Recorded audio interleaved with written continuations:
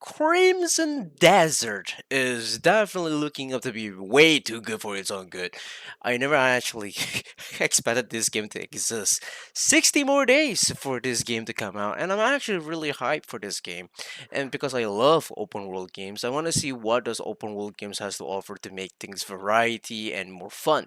But especially the combat has to be really good. But what really gets me more hype about Crimson Desert is that Crimson Desert looks to be a Dragon's Dogma 2 game that should have been really good. And Dragon's Dogma 2 is a game that I've been waiting for quite some time, for a year at the very least. I'm not one of those fans who played Dragon's Dogma 1 and then like waited for at least 10 years to get a sequel out of nowhere. Now, I did play Dragon's Dogma 1 last year or maybe 2 years ago, and I love it. I really did enjoy that game with the DLC, but Dragon's Dogma 2 was supposed to be a game that I would should have been more fun with, but I haven't got a chance to play the game yet because of all the critics going around with the PC optimization really bad.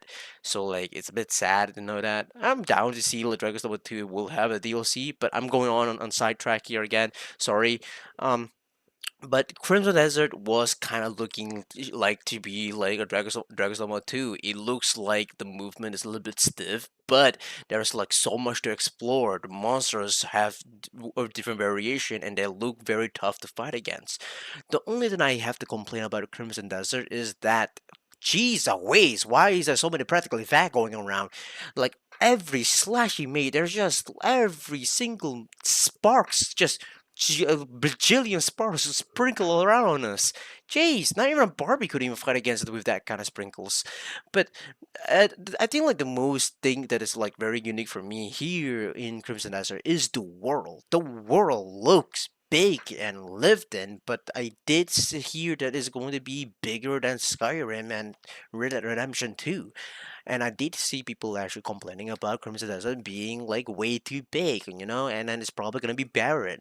I do hope it's not the case. Seeing like how the game actually goes off, and like developers said like we don't want a UE5 engine because it doesn't work well, and so they actually made their own engine which actually works well for Black Desert Online. I'm kind of hoping that this game is good. I really do hope for this game to be good because like this game is like full price. But we shall see about this. But I got nothing much to say about this. Sayonara, suckers.